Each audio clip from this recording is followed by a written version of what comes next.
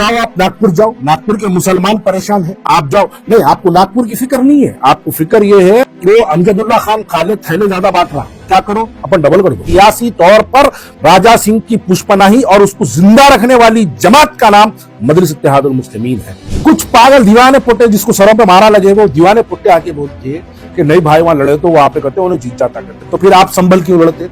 साथ में 8वां एमएलए कौन है जो आपकी हैदराबाद पार्लियामेंट्री कॉन्स्टिट्यूंसी से कामयाब होता है? वो राजा सिंह। ये राजा सिंह पूना तक कैसे पहुंचा? असदुद्दीन ओवैसी साहब ये पहला बीजेपी का दुश्मन है जो बीजेपी की दी हुई सिक्योरिटी में फिरते, भड़काऊ भाषण यूं यूं यूं अवा जो करके आया, वो आप करके आए सो मुकामात पे, अब उन्हें जाके वहां पर फिरका परस्ती के बयान दे आ रहा। आप क्या क्या नहीं करके तमाशे करके आए महाराष्ट्र के अंदर, हिंदू मुसलमानों को इतना पोलराइज करे, हिंदू मुसलमानों में एक सियासी नफरत इतनी पैदा करे जो आज आपको नजर आ रही है। नागपुर के अंदर औरंगजेब के नाम पर एक फसाद फैलाया गया है। जाइए नागपुर को, 80,000 मुस्लिम वोटर्स है। गोशा महल में एमआईएम के 2 कॉर्पोरेटर्स है। गोशा महल में दारुसलाम आता है। गोशा महल असदुद्दीन ओवैसी की पार्लियामेंट्री कॉन्स्टिट्यूंसी की एक असेंबली कॉन्स्टिट्यूंसी है। आप जाइए महाराष्ट्र, आप नागपुर जाइए, वहां मुसलमान कितना परेशान हाल है, वहां जाके देखिए।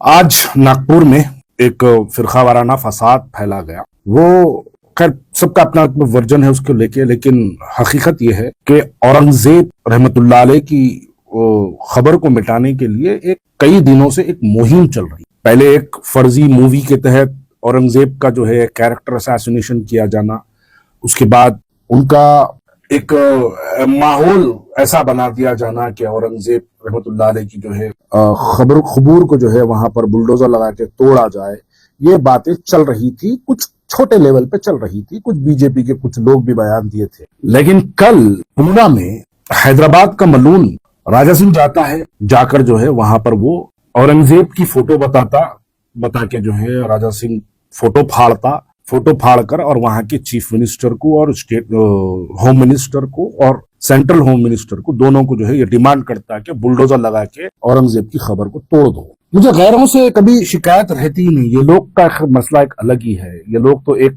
इंटेंशनली कुछ ना कुछ ऐसे बयानात देते रहते हैं। सवाल यह है कि राजा सिंह वहां तक पहुंच कैसे पा रहा? सवाल यह है कि हैदराबाद में उसको रोका क्यों नहीं जाता? सवाल यह है कि उसको इतना फ्री वॉक हर मसले में उसको छोड़ दिया जाता। देखिए, हुजूर अकरम सल्लल्लाहु अलैहि वसल्लम की शान में गुस्ताखी करता, एमआईएम वाले कुछ नहीं करते। आता आपकी मां बहन को गाली देता, आप कुछ नहीं करते। मुसलमानों के खिलाफ में हर बयान देता, आप कुछ नहीं करते। हैदराबाद से निकल के कल पूना जाके पूना में जो है एक फिरका वाराना बयान दे के आता, आप कुछ नहीं करते। आप यहां की गवर्नमेंट के साथ, अब तो मैं वाजे कर दूं ना ये बात को, इसमें कोई शक नहीं है, आप कांग्रेस के साथ अलायंस तो डिक्लेयर कर चुके हैं, तो अब मुझे कोई शिकायत नहीं है आपको कांग्रेस की अलायंस पार्टी कहने के लिए, क्योंकि आप फिर बोल दिए आप मरे दम तक कांग्रेस के साथ है, फिर इख्तियार में भी आप ही आने वाले हैं। ये तो आपका क्लियर बयान है। आप कांग्रेस के साथ इसलिए है क्योंकि आप नहीं चाहते कि कोई मुसलमान को मिनिस्ट्री मिले। आप कांग्रेस के साथ इसलिए है क्योंकि आप नहीं चाहते कि हैदराबाद में कोई मुस्लिम पॉलिटिकल लीडरशिप ग्रो हो। आप कांग्रेस के साथ इसलिए है क्योंकि आप पार्टी के साथ अलायंस में रहकर इन तमाम मुखालिफिन को खत्म करने की कोशिश। देखो, हम तो बीआरएस में, जब आप बीआरएस के साथ थे तभी भी हम आपके मुखालिफ थे। आज आप कांग्रेस के साथ हैं, हम तभी भी आपके मुखालिफ रहेंगे खुले तौर पे। आप ये बिल्कुल अपने जहन से निकाल दीजिए कि आप कांग्रेस के साथ हैं तो हम आपके जो है साथी बन जाएंगे, हम खामोशी इख्तियार करेंगे, हम मरते दम तक आपके खिलाफ बोलते रहेंगे। ये राजा सिंह पूना तक कैसे पहुंचा? इस हरामी को आप कामयाब होने कैसा देते? मैं फिर वही बात पे आना चाहता हूं। हैदराबाद के कितने एमएलए हैं?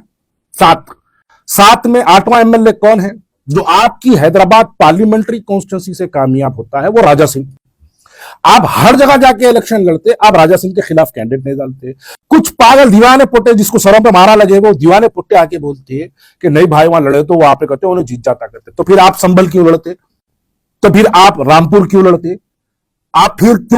आप जाके महाराष्ट्र के 16 सीटें लड़ते? तो फिर आप क्यों बिहार में जाके 100 सीटें लड़ते? उत्तर प्रदेश में जाके 100 सीटें लड़ते? फिर आप क्यों बिहार में जो है 60 सीटें लड़ने का दावा पेश करते? जब यहां पर आपकी ये पॉलिसी है तो वहां पर भी वही पॉलिसी होना चाहिए आपकी। आप क्यों जाके फिर दिल्ली के अंदर मुसलमानों के खिलाफ कैंडिडेट डालते? उकला में जाके आप अमानतुल्लाह खान के खिलाफ कैंडिडेट डालते हैं। मुस्तफाबाद में जाके आप मुस्लिम कैंडिडेट को हराने के लिए वहां पर आप जाके वहां बीजेपी को कामयाब करा के आते, और फिर आप गोशा महल की बात कही तो हमारे बातों से बिल्कुल उलट बात आपकी कि नहीं वहां पर रहता। गोशा महल में 80,000 मुस्लिम वोटर्स है, 80,000 मुस्लिम वोटर्स है। गोशा महल में एमआईएम के 2 कॉर्पोरेटर्स है। गोशा महल में दारुसलाम आता है। गोशा महल असदुद्दीन ओवैसी की पार्लियामेंट्री कॉन्स्टिट्यूंसी की एक असेंबली कॉन्स्टिट्यूंसी है। गोशा महल के अंदर आपका दारुसलाम सियासी मरकज, मुसलमानों के आवास, वो सब वहां का ही है। वहां पर आप अपना कैंडिडेट नहीं डालते, उसको रोकते नहीं। क्या होता, आप नहीं रोकते उसको, आप उसको फ्री वॉक, इतना फ्री छोड़ देते। अब तो कांग्रेस पार्टी के साथ आपका अलायंस है। अब आप सीएम के वर्कर की तरह आप हर प्रोग्राम में जा रहे हैं, आप इफ्तार की दावत में भी जाके खजूर खाते हैं। आप सीएम के एक वर्कर की तरह, रेवंत रेड्डी के एक वर्कर की तरह आप उसके पीछे कैनवे में फिर रही। तो आप राजा सिंह को रोको, क्यों नहीं रोकते आप राजा सिंह को? मैं इससे पहले भी बोला, ये इसलिए नहीं रोकते क्योंकि फिरका परस्ती का माहौल पैदा रखना चाहते हैं। अगर फिरका परस्ती का माहौल खत्म हो जाए तो कल हैदराबाद में किसको दिखा के डराएंगे? कल हैदराबाद में बीजेपी को दिखा के डराना है आपको इख्तिदार में कैसे आना है? क्योंकि कल आपको बताना है कि मुसलमानों वोट दो वरना बीजेपी कामयाब हो जाएगी। कैसे कामयाब होगी? ये फिरका परस्त चेहरों को सामने लाना है आपको, इस वास्ते आप उसको कामयाब करते। मैं फिर वही बात बोलूंगा, वीडियो सुनने वाले का अगर कुछ लोग हैं तो याद मेरी बात को ये सुनो समझो। 2009 में जब कॉर्पोरेशन इलेक्शन हो रहा था, मखदूम नामी एक एमआईएम का कैंडिडेट गोशा महल मंगलहाट वार्ड से उसने इलेक्शन में नॉमिनेशन डाला था एमआईएम से, मखदूम नाम था उसका। आप रात के 2 बजे उसको फोन करके सुबह सुबह नॉमिनेशन उसको विड्रॉ करें। मखदूम के अपोजिट में कौन था जानते हैं आप? टीडीपी का, तेलुगु देशम पार्टी का कैंडिडेट जिसका नाम राजा सिंह है।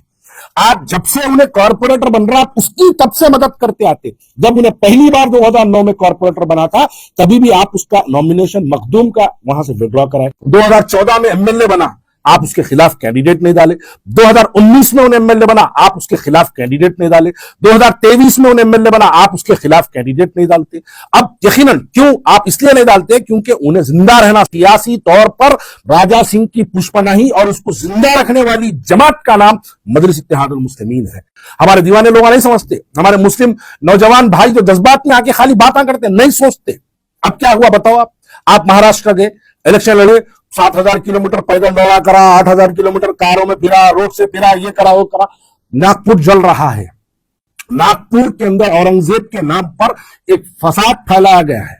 जाइए नागपुर को, नहीं जाते। मैं इसलिए बोलता हूं संभल, आप संभल में इलेक्शन लड़ने गए, संभल में मस्जिद शहीद हुई, मस्जिद को तोड़ा गया, आर्कोलॉजी के नाम पर मस्जिद के अंदर जो है बवाल मचा, पूरा हिंदुस्तान जानता संभल का क्या मसला है। आप संभल गए, आप संभल नहीं जाते। नागपुर अब नहीं जाते। महाराष्ट्र के इलेक्शन में जिस मकसद से ये आए थे, आहिस्ता आहिस्ता उसके बीजें अब दिख के आ रही है। आप गए थे, यूं करे ना महाराष्ट्र में 15 मिनट, आप क्या क्या नहीं करके तमाशे करके महाराष्ट्र के अंदर हिंदू मुसलमानों को इतना पोलराइज करे, हिंदू मुसलमानों में एक सियासी नफरत इतनी पैदा करे जो आज आपको नजर आ रही है। लेकिन हमारे मुस्लिम भाई एक जज्बात में बहने वाले मुसलमानों का इस्तेमाल कर कर आज कौम को मार खिलाना, जलील और रुसवा कराना, ये तो खैर कर रहा। भाई एक हैदराबाद से जाता, एक एमएलए हैदराबाद से जाता, जाके उन्हें वहां पर औरंगजेब रहमतुल्लाह अलैह की फोटो फाड़ता, औरंगजेब रहमतुल्लाह अलैह को माइक से डर के भद्दे गालियां देता, फिरका परस्ती का एक बड़ा बयान दे आता।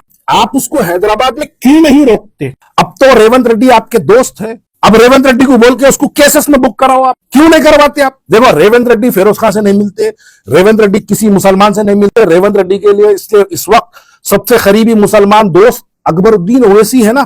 तो अकबरुद्दीन ओवैसी साहब, मैं आपसे डिमांड करता हूं कि आप इस हरामी को रोकने के लिए कल आपके चाइल्डहुड फ्रेंड से आप डिमांड करिए और उसको बोलिए ये बार बार हैदराबाद से बाहर जा रहा है, इसको डालो रप्पस में। इससे पहले तो आप ऐसी ही हुजूर अकरम सल्लल्लाहु अलैहि वसल्लम की शान में गुस्ताखी करा, कोई सड़क पे नहीं उतरा। हैदराबाद का मुसलमान अपनी जानों को अपने जिस्म पे लाठियां खा के रात के सुबह 4-4 बजे तक हैदराबाद के मुसलमान सड़कों पे लाठियां खाए, लोग दरवाजों पे मार के, पुलिस वाले दरवाजे तोड़ के हमारे मुस्लिम बच्चों को गिरफ्तार करके ले गए। क्यों? एक हुजूर अकरम सल्लल्लाहु अलैहि वसल्लम की शान में गुस्ताखी कराता ये हरामी। तब आप लोग नहीं निकले, हैदराबाद का मुसलमान सड़क पे उतरा, एहतजाज करा, तब जाके पुलिस को मजबूर होना पड़ा कि उसको गिरफ्तार करो। फिर ना ही गिरफ्तार करो, उसको पीडी एक्ट में डालो। 3 महीने में बाहर आ गया। अब आए जब से पूना जा रहा, शोलापुर जा रहा, औरंगाबाद गया, वो मालेगांव गया, ये तमाम महाराष्ट्र के अजला पूरे डिस्ट्रिक्ट आप फिर रहा, फिर के वहां पर एक अपनी सियासी, क्यों उन्हें कहा जा रहा मालूम है, जहां जहां आप जाके सियासी भड़काऊ भाषण यूं यूं यूं अवा जो करके आए आप, वो आप करके आए सो मुकामात पे, अब उन्हें जाके वहां पर फिरका परस्ती के बयानात दे आ रहा। आपका जाना गलत था, उसका जाना गलत था, चलो हो गया जो हुआ, आपके नादानियां समझो, आपकी बीजेपी को कामयाब करने की कोशिशें समझो, जो समझ से समझो, लेकिन हालात मार तो मुसलमान खा रहा। आज मुसलमानों का महाराष्ट्र में पुरसाने हाल कौन है? कोई भी नहीं है। अच्छा, असदुद्दीन अवैसी साहब जिस मकसद से वहां पे गए थे, महाराष्ट्र गए थे, वो मकसद में असदुद्दीन अवैसी साहब कामयाब हुए। मैं भाई देखो, असदुद्दीन अवैसी साहब को लोग बड़े अजीब अजीब नामों से पुकारते, लेकिन मैं तो इतना ही बोलूंगा, असदुद्दीन ओवैसी साहब ये पहला बीजेपी का दुश्मन है जो बीजेपी की दी हुई सिक्योरिटी में फिरते, अमित शाह की सिक्योरिटी में फिरते। ये ऐसा पहला दुश्मन है भाई जो खुद दुश्मन की सिक्योरिटी में फिरते। महाराष्ट्र जाते, एक भड़काऊ भाषण दे के आते, एक माहौल खराब करके आते, खराब करने के बाद आज उसके नताइज देखे तो हमको ये सब नजर आता। अब जाओ, आप नागपुर जाओ, नागपुर के मुसलमान परेशान है, आप जाओ। नहीं, आपको नागपुर की फिक्र नहीं है, आपको फिक्र ये है वो अमजदुल्ला खान काले थैले ज्यादा बांट रहा, क्या करो अपन डबल कर दो। अच्छा, ये फिक्र में परेशान है आप। और मैं सलाम करता हूं याकूबपुरे के लोगों को, आज 65 साल की तारीख में पहली मर्तबा मजलिस इत्तेहादुल मुस्लिमीन हल्के असेंबली याकूबपुरे में 10-15 हजार जो भी राशन आप बांटेंगी, वो इसलिए बांटेंगी क्योंकि याकूबपुरे की आवाम ने आपका गुरूर, आपका तकब्बुर, 45,000 वोट आपके खिलाफ इस्तेमाल कर कर आपका गुरूर तोड़ दिया। वरना आपके तो नारे याकूबपुरे के लिए थे कि याकूबपुरे से गधे को भी टिकट दिया तो जीत जाता, बल्कि आपके नारे थे ये। अब शेर भी आया तो रोना है याकूबपुरे के अंदर। क्यों? याकूबपुरे की आवाम समझ चुकी है कि आप भारतीय जनता पार्टी को जिताने के लिए पूरे हिंदुस्तान भर के अंदर फिरकर, अब ये इनकलाब याकूबपुरे से शुरू हुआ, लेकिन यकीनन ये इनकलाब अब पूरे हिंदुस्तान, पूरे हैदराबाद में फिरेगा। अब इसका शुरुआत हुई है याकूबपुरे से, ये फैलेगा। ये जब आग लगी है ना, तो आग पूरे हैदराबाद में फैलेगी। आप कवर अप नहीं कर सकते। क्यों? वो जमाना चले गया, आपकी तस्वीर देख के, आपका हाथ देख के वोट देने का जमाना चले गया। आज के लोग, आज का नौजवान बच्चा, आज की नौजवान बच्ची रिसर्च कर रही, आपको वोट देने से पहले उन्हें इंटरनेट के जरिए रिसर्च करनी। इंटरनेट के जरिए रिसर्च करी तो गूगल में जाके सर्च करो who is the B team of Bharatiya Janata party, बोल तो गूगल में आपका नाम आ रहा, भारतीय जनता पार्टी की बी टीम आप है बोल के। आप जाइए महाराष्ट्र, आप नागपुर जाइए, वहां मुसलमान कितना परेशान हाल है, वहां जाके देखिए। नहीं जाते क्यों? बीजेपी आपको वहां आने की इजाजत नहीं देती। बीजेपी कब बुलाती है आपको? जब उनके हालात खराब हुए तो आपको बुलाती, वरना उनके हालात अगर अच्छे रहे तो आपको पूछ के कोई नहीं देखता। लेकिन जब बीजेपी के हालात खराब होते, बस अल मदद या ओवैसी बोलते, लब्बैक या मोदी बोल के कूद जाते मैदान में, कूद के जाके यूं यूं यूं यूं भड़काऊ भाषण देते, बड़े बड़ा बड़ा अजीब अजीब बातें करके आते, आके माहौल खराब करके चले जाते।